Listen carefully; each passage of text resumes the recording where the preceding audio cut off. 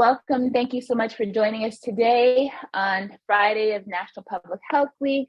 Of course, you're here to listen to our webinar focused on understanding menopause and substance use, considerations for supporting people through the change of life. I'm Michelle Williams. I have the proud honor of being the chair of the Women's Caucus, and the Women's Caucus is a part of APHA. Our goal is to highlight women's health issues that are not often discussed. And that is one of the reasons that I really wanted to focus a webinar on menopause. We are co-sponsoring this today with the alcohol, tobacco, and other drugs section. And their goal is to promote public health policy approaches and to the prevention and treatment of alcohol, tobacco, and other drug problems. So now I have the honor of introducing our panelists, and I'm going to start out with Dr. Andrea Knittel. And I just want to say thank you so much for organizing this. I met Dr. Knittel last year at the APHA annual meeting. She did an amazing talk, and I was like, listen, you're going to have to do a webinar for us, focused on menopause. And so she really came up with this concept and put the panel together. So I just want to say a big thank you to her. She is an assistant professor and medical director for incarcerated women's health at the University of North Carolina at Chapel Hill School of Medicine. We also have Brooke Billington, who is a PhD student in the Department of Epidemiology at the University of North Carolina at Chapel Hill. And we have two honorable, wonderful women who are going to be talking with us today. We have Linda Caton from Benevolence Farm, as well as Ray Phillips from Benevolence Farm. So without further ado, I'm going to turn it over to Dr. Knittel and let you lead the way. Thank you so much. Fantastic. Thank you so very much, Michelle, for inviting us. I'm going to share my screen. All right. Are you all seeing my slides? Yes. Yes, ma'am. Beautiful. So welcome, everybody. I'm so excited that you are all here. As I think I started my talk at APHA last year, I think that really a huge part of my job is to make sure that people who are experiencing menopause know that lots of people experience menopause, and for people who are researchers and health practitioners to get them excited about menopause and thinking about what is happening during this huge portion of people's lives. So I'm going to start first just by saying that none of us have any financial disclosures. I will note that some of the research results that we're presenting have been discussed at meetings, but have not yet been published. And so please don't take photos of the slides. And if you feel you have an urgent need to cite this work, you can reach out to me via email. So I'm just going to start with a little primer about what is a menstrual cycle. So from the start of periods through to the final period, or the menopause, each month a complex dance between the brain and the ovaries and the uterus result in communication between all of those organs that leads the lining of the uterus to grow. And then after ovulation, if there's no pregnancy, that lining comes out as the period. And through this kind of complicated hormonal communication, in general, our bodies give us regular menstrual cycles for a long time. And then as we get close to the menopause, we'll talk a little bit about how that can sometimes go off the rails, but then eventually those periods stop. And so when we define menopause, clinically, we talk about confirming menopause only after the period has stopped for 12 months. And the reason for that is that as we get close to menopause, we may have gaps for 3-6 months in periods, but then they maybe come back for a little bit and we have a little bit more bleeding. And so the menopause itself, the pause in the menses, happens basically at that final menstrual period. On average, that is around age 51 to 52, although it can absolutely be surgically induced if we remove the ovaries at some other time, and sometimes will happen earlier or later spontaneously. We sometimes use lab testing to support the diagnosis of menopause, but generally it is the period that tells us, is someone in the menopause or not? And I'll just mention, there has been a lot of discussion over the past few years about anti-Mullerian hormone or AMH testing. At this point, there is not really a role for using that to confirm menopausal status, although it is increasingly looking like it may be a helpful thing to predict time to menopause. And so the question that I get from my patients and frankly, colleagues and collaborators is, what is perimenopause? I'm having all of these terrible symptoms, but I'm still having periods. So you're telling me that by that definition, I'm not in menopause yet, but bad things are happening and I am uncomfortable. And so often we'll have 4 to 5 years of transition from regular ovulatory menstrual cycles to more irregular anovulatory cycles as the ovaries are basically running out of eggs to ovulate. We get more and more irregular periods, and then ultimately the periods stop. So the early perimenopausal period is characterized by increased variability of bleeding, often shorter cycle length, meaning that periods might come every 3 weeks instead of every 4. And then as we get into late perimenopause, the period of time between each period may get longer. So we may have a period and then another period 3 weeks later, and then we actually miss 1 or 2. So we've got a couple of 3-week periods with no bleeding, and then they come back. And anovulatory cycles, so cycles where we aren't having that carefully coordinated dance between all of those organs, are generally heavier bleeding. And so as those periods get closer together, and as we skip a period every once in a while, often that bleeding really feels like it goes off the rails. Along with all of these changes in bleeding come an array of menopausal symptoms. This can include vasomotor symptoms, which are hot flashes, cold sweats, night sweats, musculoskeletal symptoms like joint pains and aches, vulvar and vaginal symptoms, which are can include vaginal dryness, as well as itching and irritation. Mood changes are super common with the hormonal changes of menopause, and also sleep disturbances. And so these symptoms often start during the early perimenopause. So that's as the periods are just starting to get more irregular. And symptoms can continue after the periods stop. And this, I'm always hesitant to put this sentence on a slide and to say it because many people find it really disheartening, but the average amount of time that people experience menopausal symptoms is 10 years. Which is an incredibly long time.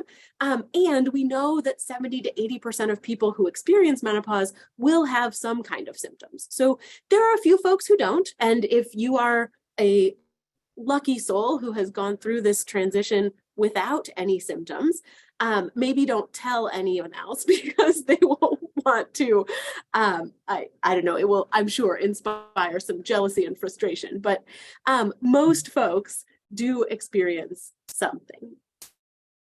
And so I'm going to stop sharing for just a moment.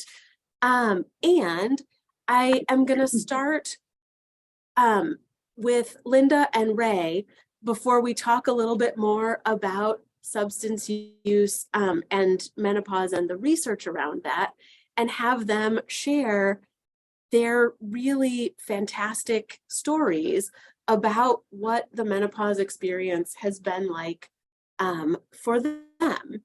And so I'm so sorry, I have all my slides in 1,000 different places. And so why don't we start with Ray? Do you want to get started with just a little introduction of who you are and what you do. Yes, ma'am. Hello, everyone.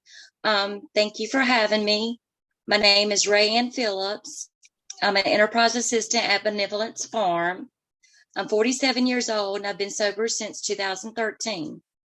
It's a day-to-day decision to let go and let God. I've started having my menopause symptoms since January of 2023. My symptoms include vasomotor symptoms, hot flashes, chills, night sweats, mood swings, anxiety, dry skin, and of course, sleep deprivation. I'm just now learning more and more about menopause and how menopause might be affected by my past history of addictions and habits. Wonderful. Thank you so much, Ray. Can you, do you want to share with us anything, any ways that you think that your substance use might be, or not your current substance use, prior substance use might be affecting your menopause? I have been studying on that, and I haven't learned enough about the menopause situation to be able to put those together. I've heard of certain like smoking tobacco could affect menopause, but I'm just not sure how yet. So I'm still in the learning process because I think I might be the perimenopause. Fair enough. Fair enough. Fair enough. And can you tell us a little bit about how your menopause symptoms affect your life?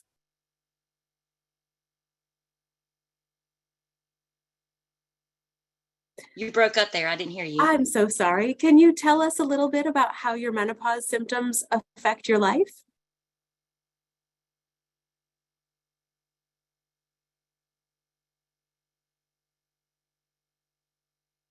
I'm so sorry. I'm going to turn my video off in case what I'm saying is not clear. Ray, can you share with us a little bit about how your menopause symptoms affect your life? They have affected me extremely, and as far as I think it's brought out a little bit more depression, anxiety of knowing that I'm changing into a different person when I was just beginning to learn the person that I was. Yeah, it's a change of life situation. Absolutely. And I think it can feel not very gradual, even if things are changing slowly. Wonderful. Well, let's move to Linda. And Linda, go ahead and introduce yourself first, and I will just interject and mention that Benevolence Farm is an incredible reentry program, providing second chances for folks who are leaving the carceral system in North Carolina. It is an organization that I hold near and dear to my heart.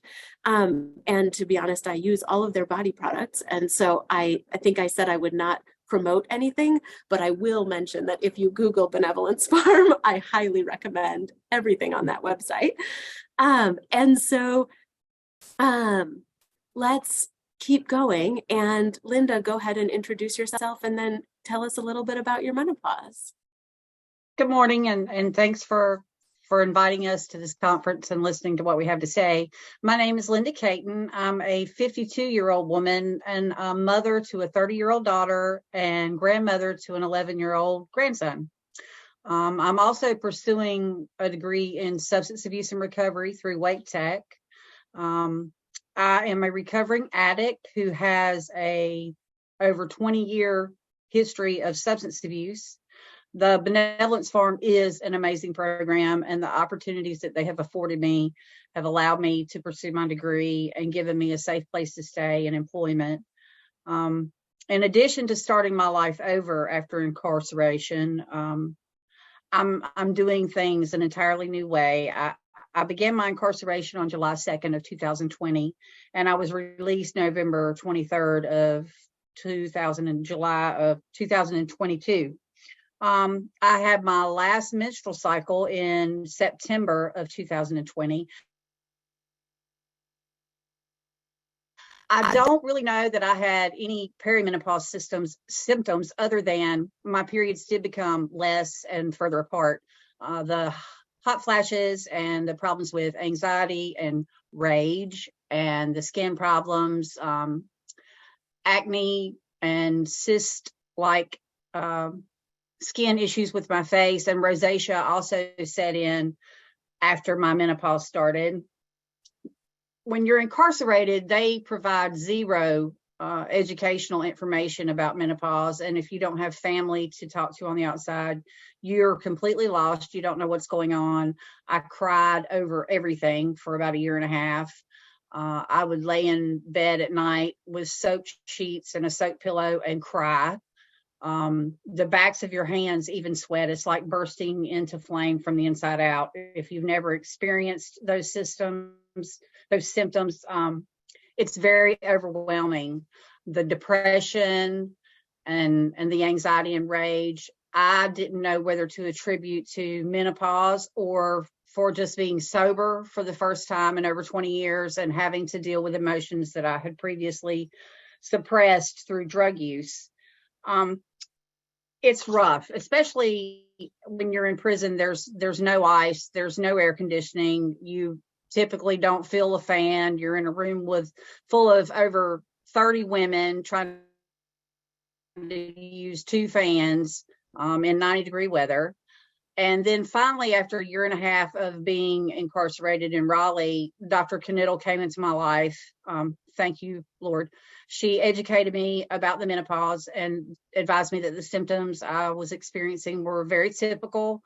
Because I'm on a blood thinner, I am not able to utilize hormonal replacement therapy for menopause, but she provided me with multiple other tools medicinally to help relieve my symptoms. As far as my prior substance abuse contributing to my symptoms, I would say that it had to have exacerbated them, if for no other reason than all the emotion and everything that goes along with dealing with those emotions I had not had to do in such a long time. So coming off of drugs and having to deal with life sober and process everything I was going through in conjunction with all those emotions being greatly heightened due to menopause, I'm sure that was those two things work together. I want to thank all you again for listening to us, and I hope that this study and this research and information will be used to make things better for those who are suffering the same issues and are incarcerated, because as of right now there's no help and no education, and it just makes it that much worse. Thank you so much, Linda. Yes, ma'am. I'm now gonna transition to Brooke, and I'm gonna share my slides again. All right, and I think we should be back up. Yes. Will you go back one? Yes, I will. Sorry about that. All right. Perfect. Brooke. Hi, everyone. My name is Brooke Bullington. As was mentioned, I am an epidemiology PhD student at UNC, and today I'm going to be presenting on some of the research that I've done with Dr. Kniddle and additional co-authors on substance use and menopause. So we'll start with a little bit of background. Research on the effects of substance use on menopause experiences has not kept pace with the increasing number of older people in the United States. And half of US adults over the age of 50 report a history of substance use, and the number of older people who report current substance use has doubled in recent years. But despite this, very little is known about the menopausal experiences of people who use or have used substances, despite the fact that there's lots of evidence that shows that substance use can affect short and long-term health in a variety of ways. So as Dr. Kniddle explained, the menopausal transition is associated with lots of different types of symptoms, vasomotor symptoms, including hot flashes, cold sweats, and night sweats, sleep disruption, mood and cognitive changes, urogenital symptoms, and musculoskeletal changes. And these changes are mediated by hormonal fluctuations as well as alterations of the hypothalamic pituitary adrenal axis, or the HPA axis. So remote and recent substance use may affect menopausal experiences directly through acute and chronic alterations of the HPA axis, and also through changes in cognitive processing of perception and attribution of menopausal symptoms. Yet data on menopausal experiences of people using substances are mixed. So for example, one study found that tobacco use and smoke exposure were associated with more severe vasomotor symptoms. Another study found that moderate alcohol consumption was associated with reduced vasomotor symptoms, but other studies have found no associations between tobacco and illicit drug use and menopausal symptoms. So we really don't fully understand these relationships. So for this study, to dig more into the relationship between substance use and menopause, we use data from the Women's Interagency HIV Study, which is often known as the WISE. And the WISE has recruited women with or without HIV from geographically diverse sites across the United States since 1993. For this specific study, we used data that was captured from 2008 to 2020, as this was the time frame in which data on menopausal symptoms was collected. And these data included reproductive aging category, which was categorized based on the menstrual history into 4 categories: premenopausal, early perimenopausal, late perimenopausal, and postmenopausal. And we also use data on menopausal symptoms using questions adapted from the study of women's health across the nation. And so these questions were asked about the frequency of a variety of menopausal symptoms, specifically hot flashes, cold sweats, night sweats, stiffness or soreness in the joints, neck, or shoulders, irritability or grouchiness, and tenseness or nervousness. And these questions were all asked regarding the 2 weeks prior to the time that the participant completed the survey.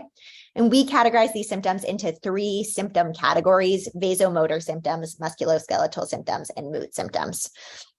And finally, we also use data collected on the use of menopausal hormone therapy over the study period.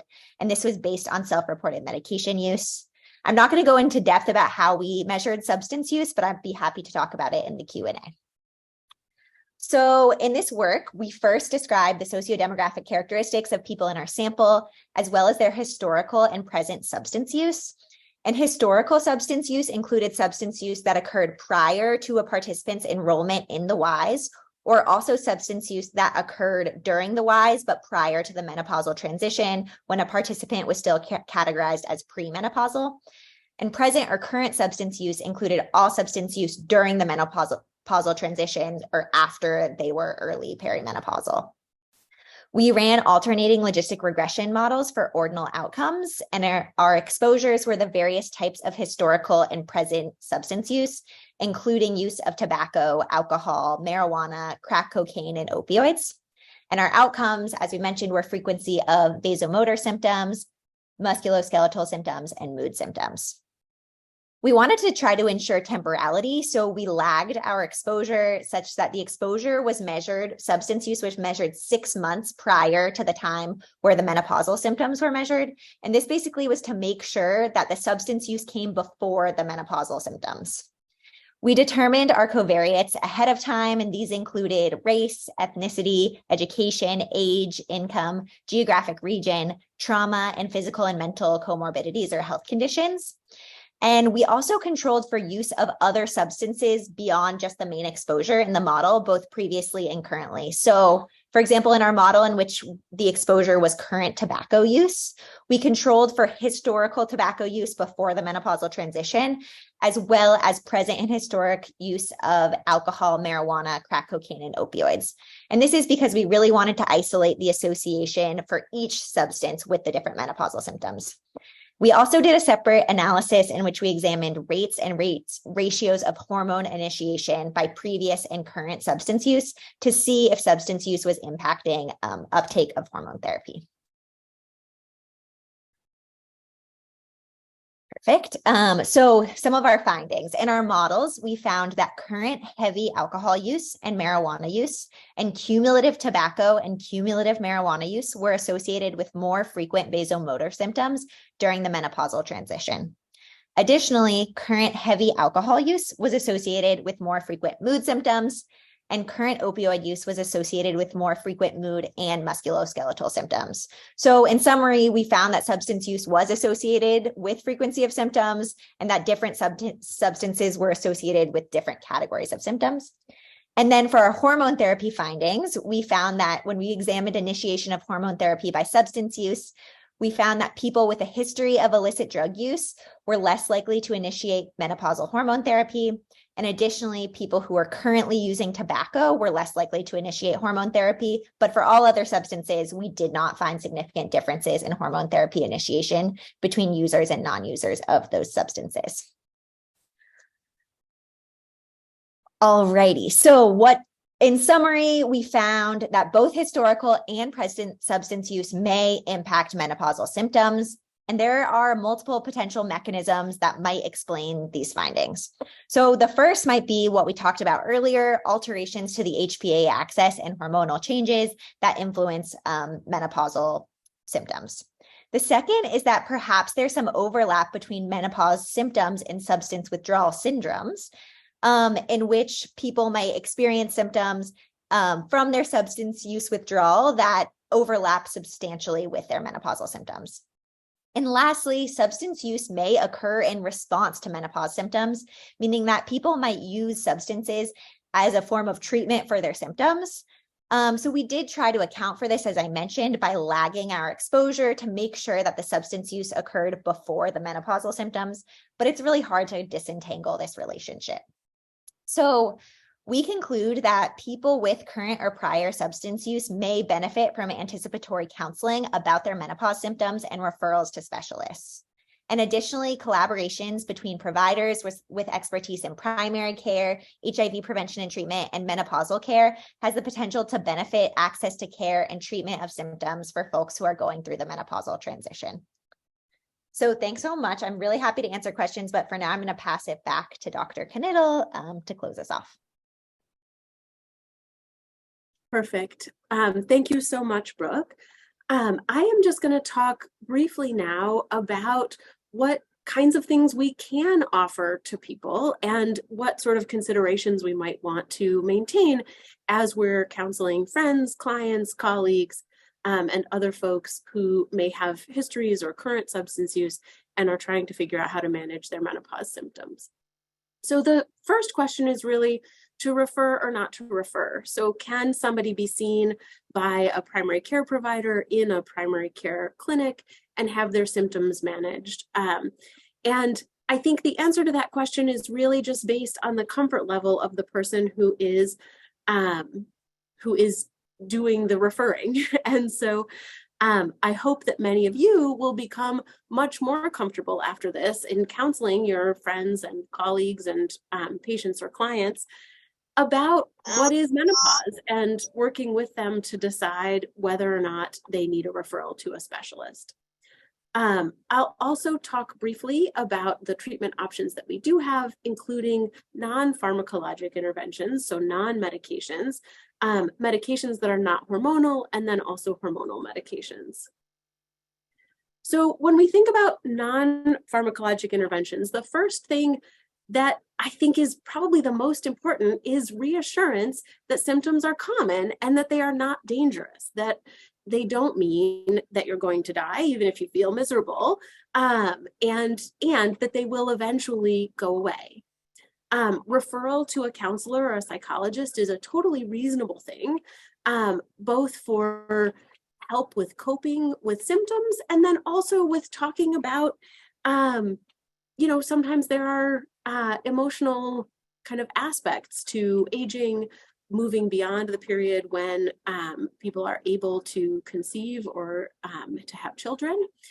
And then other options we can think about, referral to acupuncturists can be quite effective if it's available in your area.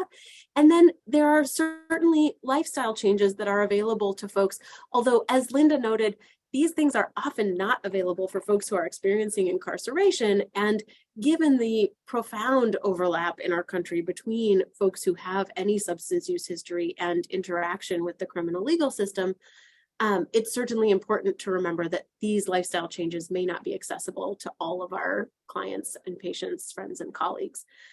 So limiting triggers of symptoms that can, so air conditioning and a fan can be a super helpful intervention.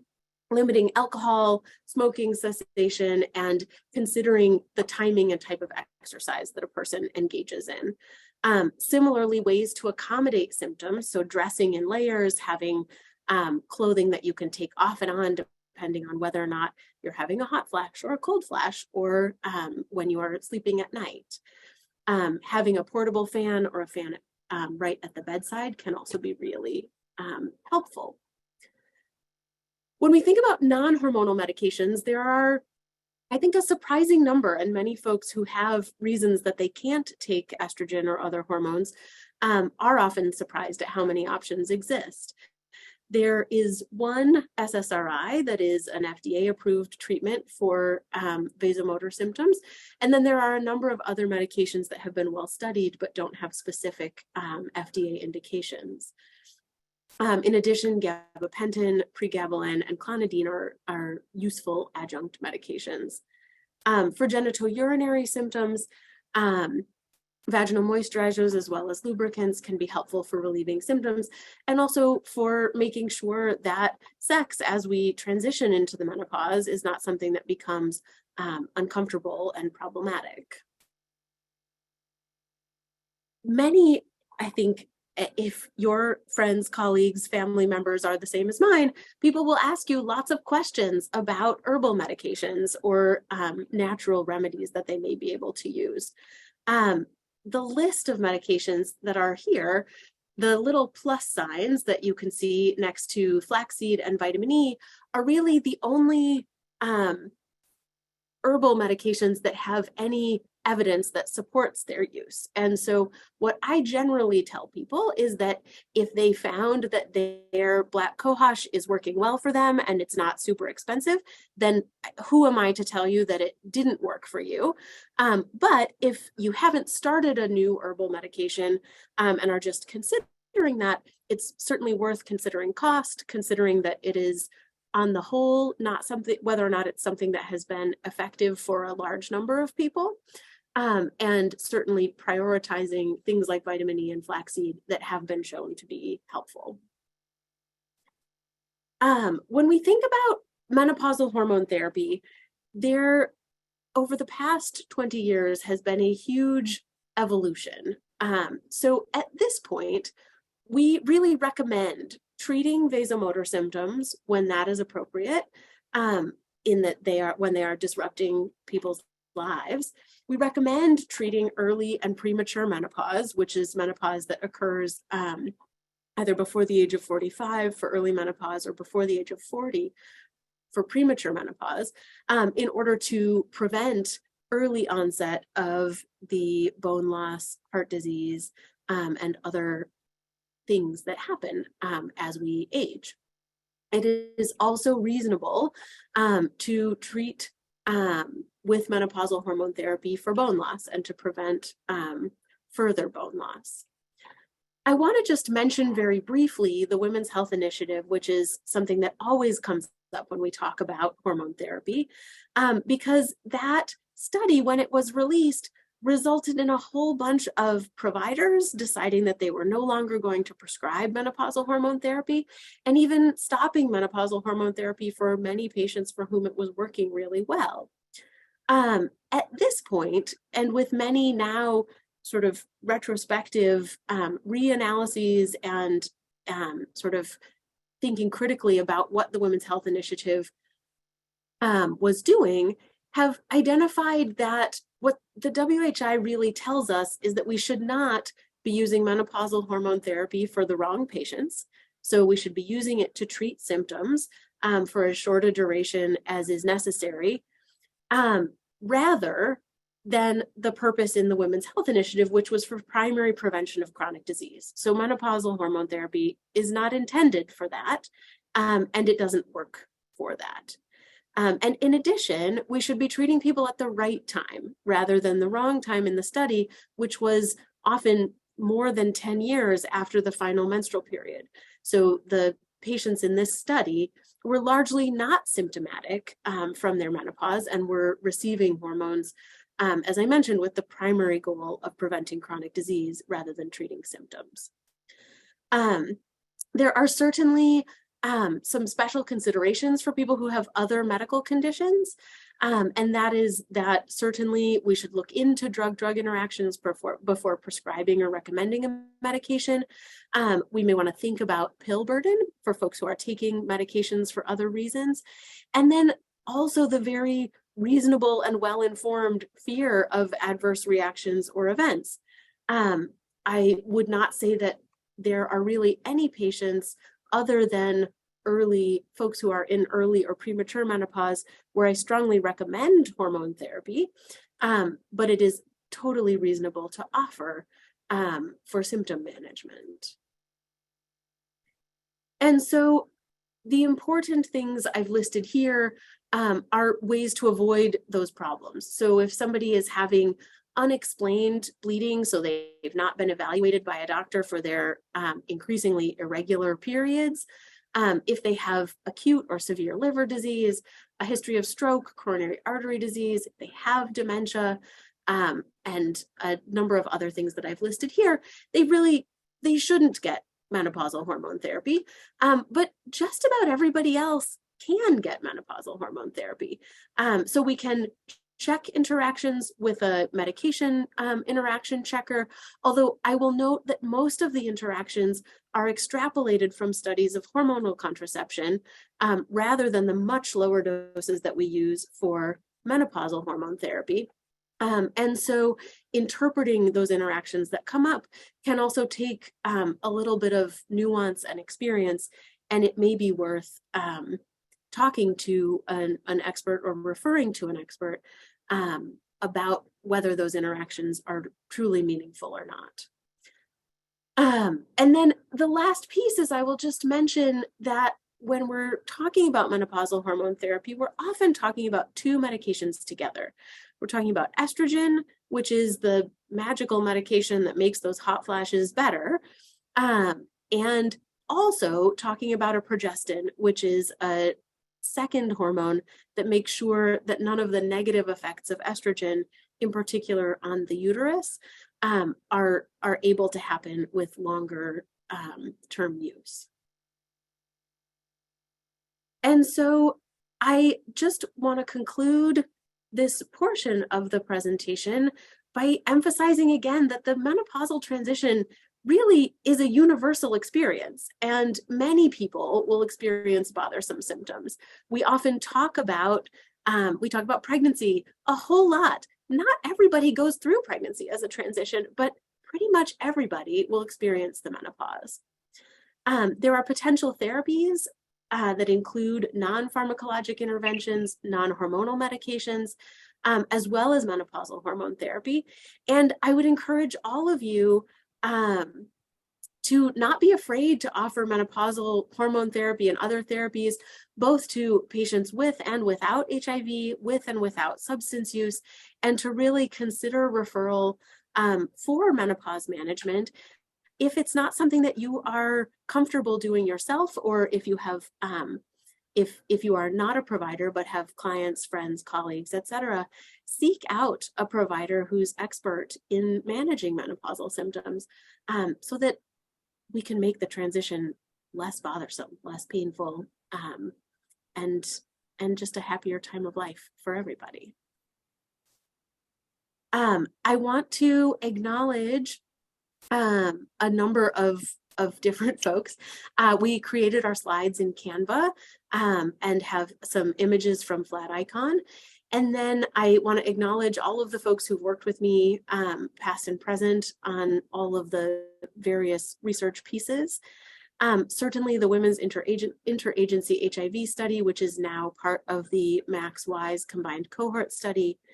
UNC Horizons, which is our perinatal and our substance use disorder treatment program for pregnant and parenting people, as well as all of the kind souls who have funded my work over the course of the past few years. I'll leave my contact information up for a little while, but I would really love to take questions as we look.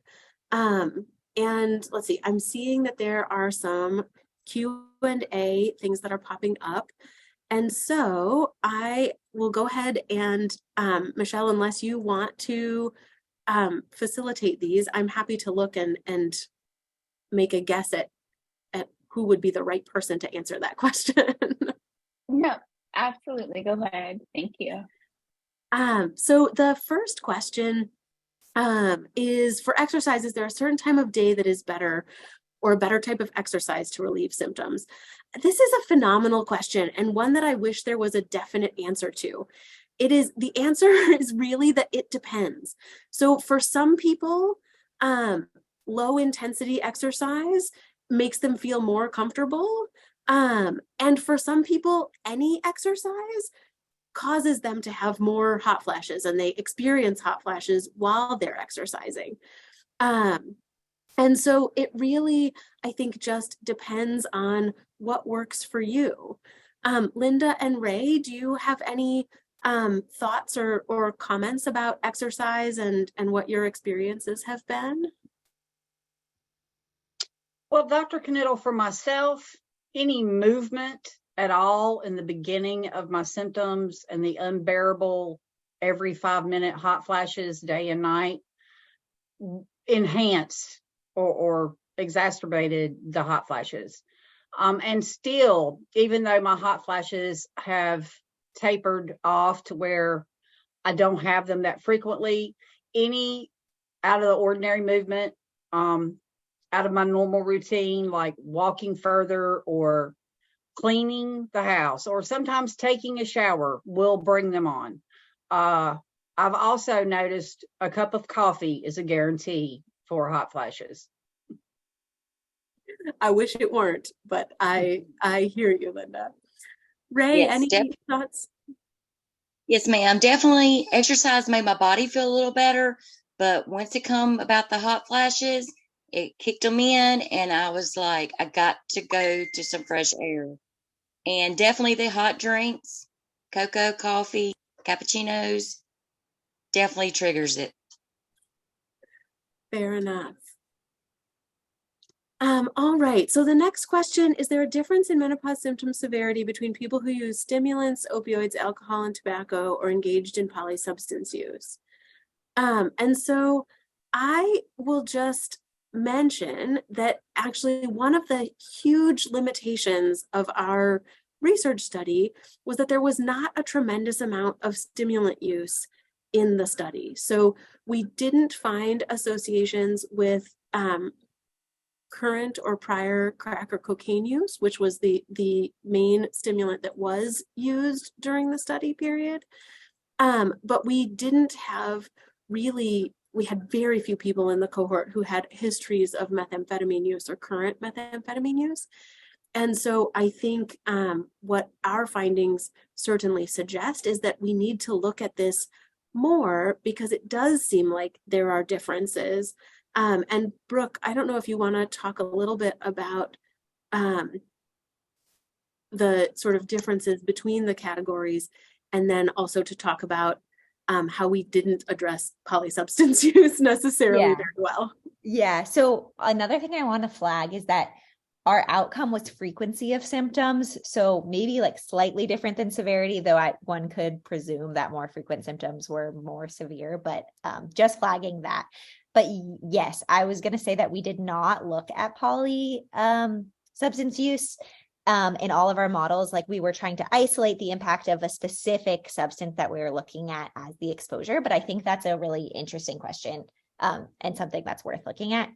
And just to summarize, like our key takeaway findings that I mentioned. So we found that current heavy alcohol use and current marijuana use were associated with more frequent vasomotor symptoms. And additionally, cumulative tobacco and cumulative marijuana use were associated with more frequent vasomotor symptoms during the menopausal transition. And then we also found that current heavy alcohol use was associated with more frequent mood symptoms, and that current opioid use was associated with more frequent mood and musculoskeletal symptoms. So I think that these findings suggest that like the way that the substances are impacting menopausal symptoms and frequency of symptoms differs depending on the type of substance as well as the type of symptom that we are looking at. Anything else you want to add, Andrea? No, I think that was perfect. Dr. Knittel, if I could just say, methamphetamine was the largest and lengthiest substance that I've used, and it is very common among methamphetamine users to experience hot flashes, and a general, anytime you're under the influence of methamphetamines, you typically are very hot, you're very sweaty. So even though it's not very scientific, I can absolutely 100% say that you are just about guaranteed to experience worse hot flashes and night sweats if you are a current user of methamphetamine. Thank you so much. I can't imagine it not influencing it. Yeah, thank you so much for that, Linda. Yes, ma'am. The next question in the Q&A is, does substance use impact periods? And so I think probably my answer for all of these questions could be, it depends, because that is probably the right answer. So some kinds of substance use for some periods of time do affect periods. So we know that folks who are in periods of active use where they are maybe using to the point that they have lost or gained tremendous amounts of weight, that can absolutely affect periods. We also know that folks who use opioids often will have prolonged periods of no bleeding, so amenorrhea, but that is not actually the menopause. And so yes, is I guess the short answer. Some kinds of substance use absolutely affect periods. And we tried to account for that in our study by really going through and reviewing the sort of reported menstrual histories, so that if somebody, for example, was having regular periods, and then had even a year or two where their periods were totally bonkers, but then they go back to having regular periods again later, we would go back and make sure that we weren't calling them perimenopausal in the study, because we knew, since they went back to having those regular periods, that they actually weren't perimenopausal. There was something else, either a medical condition or substance use or some other thing, maybe even hormonal contraception, that caused their periods to be different. All right. Other questions? I don't see any popping up in the Q&A. I don't know if, Michelle, you have other questions that have made it to you. No, I don't have any questions that were not included. I just want to encourage, we have a few more minutes left, so if any of the attendees have any questions, please feel free to put them in the Q&A discussion box, or you can raise your hand and I can unmute you if you would like to ask your question verbally.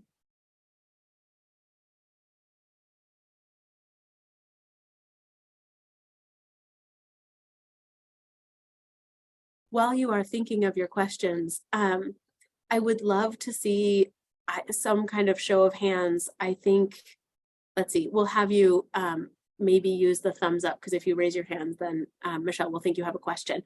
But if you would use one of the reaction options other than raising your hand, if you are here because you are a person who's experienced menopause symptoms and this was interesting to you because you had questions or wanted to learn more. Awesome. I'm seeing all kinds of hands raised. This totally affirms our goal. I'm thrilled to hear that. And then similarly, go ahead and use your little emojis if you are somebody who is either a provider or a service provider, public health professional who works with folks who are experiencing sometimes menopause symptoms, and you were interested in figuring out how to navigate that situation. Fantastic. Tons of you. I love it.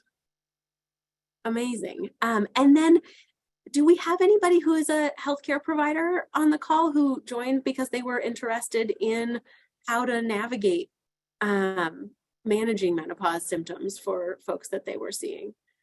Awesome. I love to see this. I'm so glad that you all joined us. All right. And so, Michelle, I think I'll give it back to you. If there are any other questions, we're happy to take them.